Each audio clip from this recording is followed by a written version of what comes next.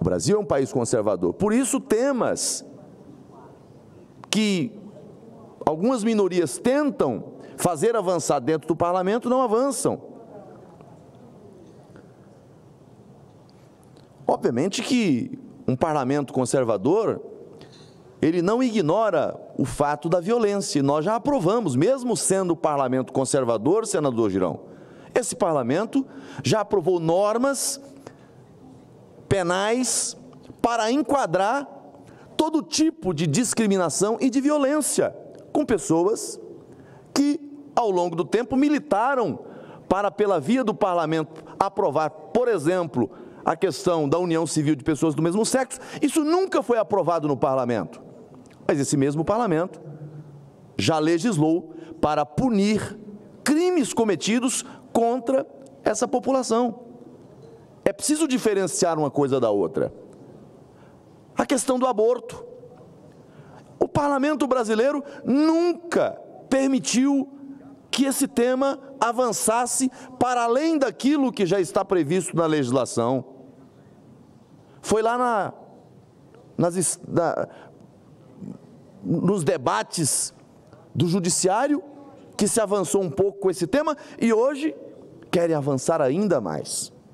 Querem alargar ainda mais as possibilidades, as hipóteses para o chamado aborto legal. Isso é inadmissível. Isso é um atentado contra a vida. Isso é um atentado contra o nascituro. E da mesma gravidade, talvez, esse tema que hoje está no debate, a questão das drogas. Senhor presidente, o brasileiro mais simples, aquele que lá da zona rural do meu estado de Rondônia, quando ouve na Voz do Brasil, ou quando ouve algum radialista, algum comentarista, alguém dizendo, olha, alguém foi preso com tantos quilos de drogas, mas foi liberado, foi solto, porque o entendimento do ministro fulano de tal é de que, na verdade, trata-se de droga para consumo próprio. Armazenar, hoje ainda é crime, plantar, transportar, armazenar, mas querem legalizar, querem liberar.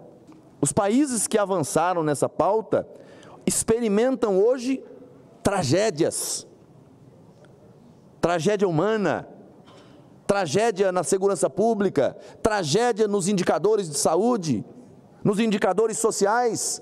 Mas será que o Brasil precisa escolher o caminho pior? E veja, pela via imprópria.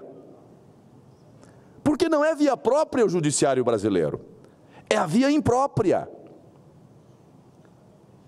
Ele é deslegitimado a atuar com tamanho, com um ativismo tão grande, tão abusado, tão abusado. Isso é tratar com menoscabo, com desvalor, com desrespeito o parlamento brasileiro. Isso é um atentado à democracia, porque democracia é muito mais do que isso, mas pressupõe também separação de poderes, Estado democrático de direito.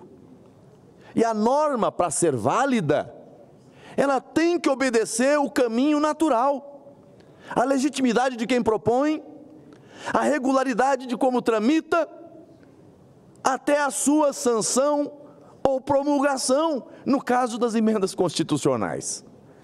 Não sendo assim, é uma norma desprovida de validade, desprovida de eficácia.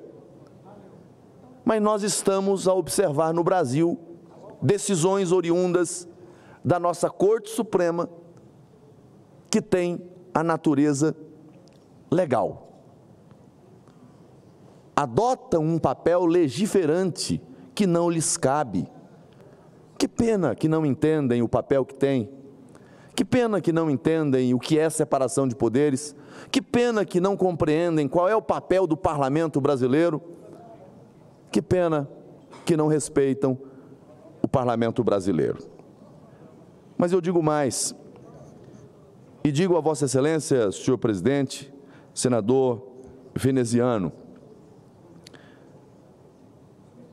está chegando a hora do parlamento brasileiro ter a coragem de fazer valer aquilo que está na Constituição Federal. Nós temos instrumentos próprios para atacar decisões que exorbitem o seu papel e que desafiam o papel constitucional de outro poder. Até hoje, os PDLs, projetos de decretos legislativos, só foram utilizados para atacar decisões do presidente da República que, no ato regulamentar, extrapola o limite legal, vai além da lei. Então, pela via do decreto legislativo, se impugna a norma, derruba a norma. Agora, a lógica é a mesma. Qual é o fundamento, qual é o embasamento, a base para se propor um projeto de decreto legislativo? Uma decisão do Executivo que extrapola os limites da lei e invade o papel do Legislativo. Ora, mas e quando o Judiciário é o autor dessa façanha? E quando é o Judiciário aquele a desafiar a autoridade de outra casa, o papel de outra casa? Então está na hora desse parlamento ter a coragem de usar desse instrumento que é próprio, o sistema de freios e contrapesos que tem que funcionar. E não tem como existir freios e contrapesos quando um poder acha que está acima do outro poder. E não só acha, ele age dentro dessa lógica, dentro dessa premissa. Isso está errado.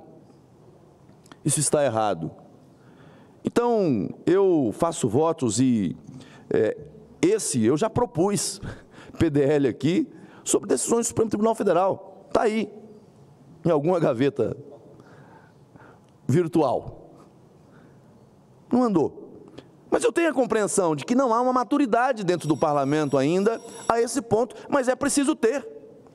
E talvez num tema tão sensível e de impacto tão previsível como esse das drogas, seja a oportunidade para o parlamento chamar de volta a autoridade que tem. Decisões que desafiam o papel legiferante, o papel do parlamento, precisam ser encarados. Os senhores ministros, quando têm decisões que desafiam a autoridade decisória do Supremo Tribunal Federal, numa reclamação que chega lá, invalidam decisões, onde quer que esteja acontecendo, numa reclamação. Agora o parlamento brasileiro, ele é cheio de dedos. Ele reclama, mas depois que acontece, é como se não tivesse. Eu concluo, senhor presidente, dizendo que esse, infelizmente, é um caminho que está sendo utilizado. O ativismo é algo que cresce porque desde o começo se tolerou. E enquanto esta casa, o Senado Federal, Câmara dos Deputados, não tiver a coragem de exigir um reposicionamento, usando os instrumentos que tem, que são próprios, isso é algo que não vai parar. Hoje é a questão das drogas, daqui a pouco é a questão do aborto, está lá tramitando a questão da demarcação de terras, o marco temporal, tema que o parlamento já trabalhou. Então, eu penso que esse tema é um tema que nós vamos ter que discutir mais, conversar mais e enfrentar. Não dá para aceitar o Supremo Tribunal Federal é um tema que o parlamento já decidiu. Muito obrigado, senhor presidente.